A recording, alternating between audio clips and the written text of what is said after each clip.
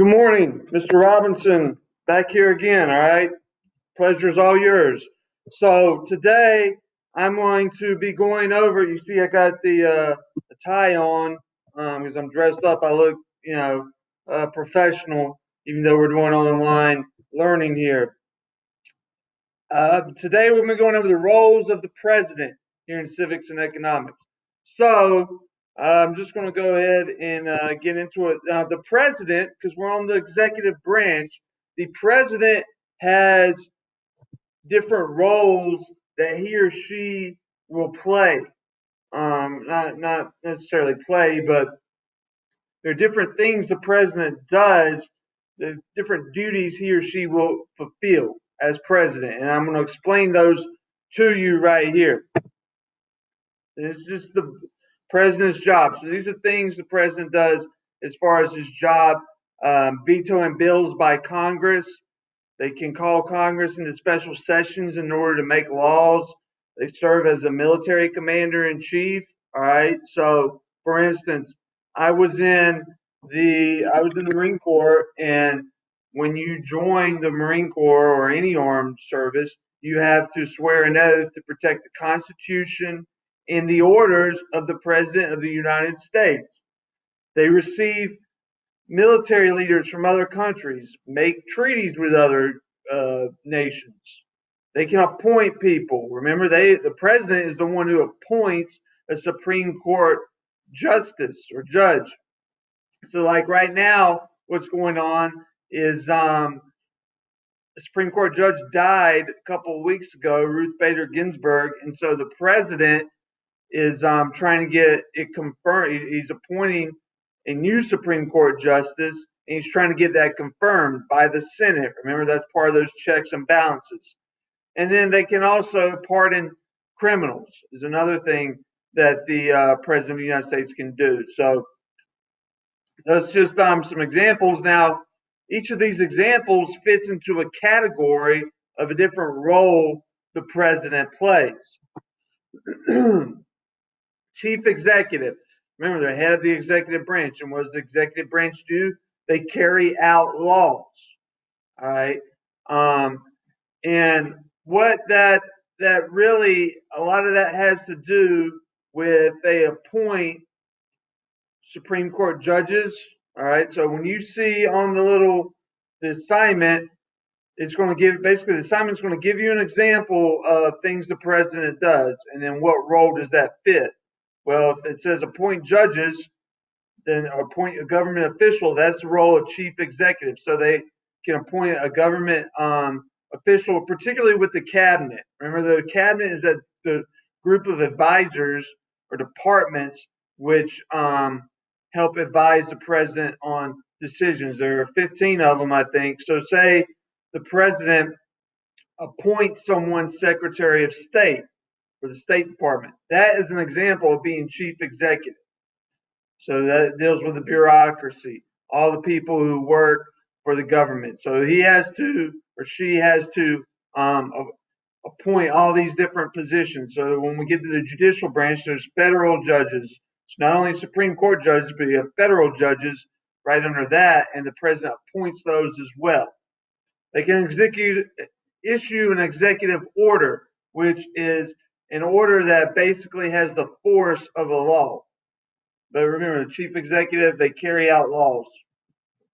Chief diplomat, this is meeting with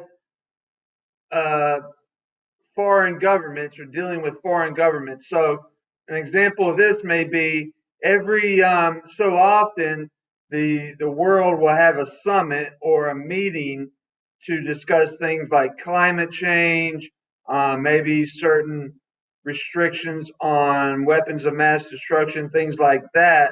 The president represents the United States at these meetings, and they can act as a mediator between nations. Another example of that may be if you look through history, during World War II, the United States was teamed up on the Allied side with Great Britain and Russia.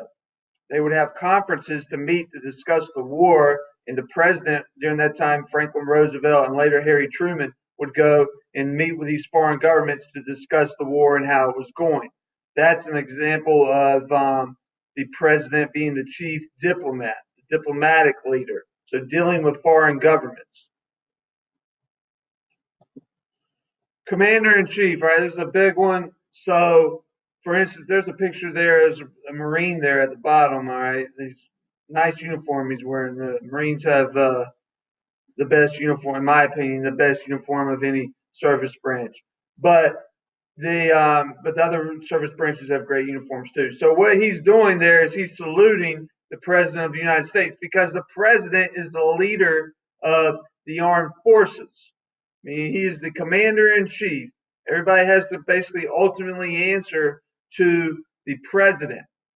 So to command the troops. Even though Barack Obama there in that picture, or in today's situation, Donald Trump neither one of them ever served in the military. They had no military training, but the president is commander in chief. They're a leader of the armed forces. So in this case, some of the things they would do were they can send troops somewhere or deploy troops to stop a conflict or to even to get into a conflict. So they can do that, but now it is limited in some sense. The president cannot issue a declaration of war. Only Congress can do that. But they can deploy troops as a police action, and then later Congress can decide whether they want to keep the troops there or bring them back. So, for instance, since 2001, the United States has been involved in conflicts in the Middle East. Well, there's never been a declaration of war by Congress on a particular country within the Middle East. But how it started was President Bush Jr. at that time decided to send troops over there, and then Congress has more or less they have co-signed on that decision. This has to do with something called the War Powers Act, which if you take American History 2 with me, you will learn about that because I also teach that class very well also.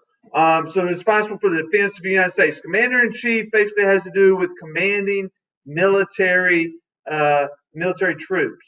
All right. So if you see a couple scenarios on the assignment about that, it's being commander-in-chief. If it has to do anything with the military. The legislative leader.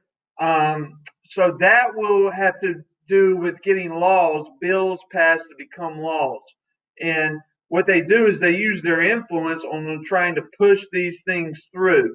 They give a State of the Union speech in front of Congress every year. That's done every year. They can veto laws if they don't think they are conducive to the success of the country. And so they can propose laws and try to push laws through to get them passed by Congress. So they're basically using their influence in that sense. Now, it is similar to something else we're going to look at being the economic planner, but it's a little different. The economic part deals only with money. So this would be like, say the president wants to get a law passed that to stop climate change, to stop these greenhouse gases, as they're called. Well, he can propose that law to Congress and try to push it through, try to use his influence or her influence to get that law passed. The party leader, right, is another important one. So with the party leader is basically what it is. Remember, the president can only serve 2 terms because that 22nd constitutional amendment. Being a party leader is they will often endorse or say, being endorsed meaning tell the American people vote for this person from their own party. So, for instance, in 2016, you may not remember this, but Barack Obama could not run for re-election in 2016 because he'd already been elected twice, and he's in the party. He's a part of the Democratic Party. So what he did was he kind of, once Hillary Clinton got the nomination, he endorsed Hillary Clinton. He said, "Hey, I want everybody to vote for her. I want my followers to vote for Hillary Clinton." President Trump, what he does now is he's the leader of the Republican Party. And so he will, if someone is running for governor or senate, he will say, vote for this person, vote for this Republican, because I'm the leader of the Republican Party. I endorse them. That's an example of the party leader, visible party leaders. So at the Democratic convention this year, Joe Biden was the one nominated, but for instance, at the Republican convention, Donald Trump was the one nominated. He's the sitting president. He is the leader of the political party, the Republican Party at this time. And so that's an example of what they often do as being the political leader. They basically endorse or put other candidates on a platform to become elected for their party. The head of state, a lot of times this involves accepting foreign leaders to America. So if you see like an instance, somebody say President Bush were to accept or invite Tony Blair to the White House or something, then that would be an example of being head of state. And then, or a lot of times, what Donald Trump will do now is he likes to hold not these big parades, involving the military and stuff. That would be being part of the head of state. Now he is commander in chief, so a little bit of that as well because he's saluting the military there, or they're saluting him and he salutes back. But it's mostly symbolic gestures. If there's like a party in the White House Rose Garden or something, or there's a parade or a gathering in Washington D.C. That's kind of what the job of the head of state. That's what they do. They also meet and host foreign leaders in Washington D.C. And the last one, economic planner. So in the United States, right, we have a limited amount of money, not necessarily, well, it's not, yeah, I guess you could say limited amount.